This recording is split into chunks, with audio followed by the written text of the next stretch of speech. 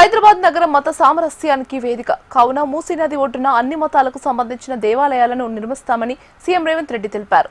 మంచిరేవులో ఓంకారేశ్వర ఆలయం, చార్మినార్ ప్రాంతంలో మసీదు, గౌలిగూడలో స్వర్ణ దేవాలయం వంటి సిక్కు దేవాలయం, ఉప్పల్ నాగోల్ ప్రాంతంలో చర్చిని మూసీ నది ఒడ్డున నిర్మించేందుకు ప్రణాళికలు సిద్ధం చేస్తున్నామని సీఎం రేవంత్ రెడ్డి వెల్లడించారు. అత్యధిక ముస్లిం జనాభా ఉండే చార్మినార్ ప్రాంతంలో మక్కా మసీద్ చరిత్రలోనే ఒక గొప్ప గుర్తింపు పొందింది.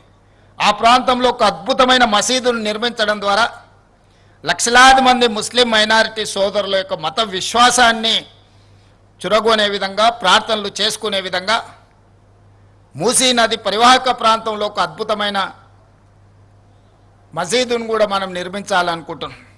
ఇంకా కొంచెం ముందుకు సాగితే సిక్ చావుని గౌలిగూడ ప్రాంతంలో మా సిక్ సోదరులు చాలామంది అక్కడ నివసిస్తారు.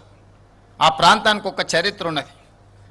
అక్కడ ఒక గొప్ప స్వర్ణ దేవాలయం లాంటి సిక్ సోదరుల యొక్క విశ్వాసానికి ఒక మందిరాన్ని నిర్మించాలి ఈ మూసీ నది పరివాహక ప్రాంతంలో అని చెప్పి ఈనాడు మా ప్రభుత్వం భావిస్తుంది.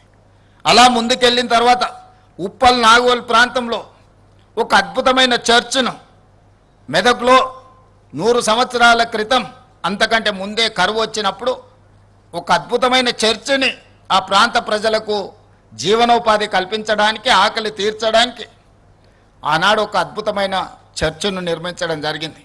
ఆ స్ఫూర్తితోటి ఉప్పల్ నాగోలు ప్రాంతంలో క్రిస్టియన్ సోదరుల కోసం కూడా ఒక అద్భుతమైన చర్చిను నిర్మించడం ద్వారా మూసా, ఈసా నదులు వికారాబాద్ మచ్కుందా నదిలో మొదలై 140 కిలోమీటర్లు ప్రవహించి రంగారెడ్డి జిల్లా, హైదరాబాద్ జిల్లా, నల్గొండ జిల్లాలో వాడపల్లిలో కృష్ణా నదిలో కలవబోతుంది.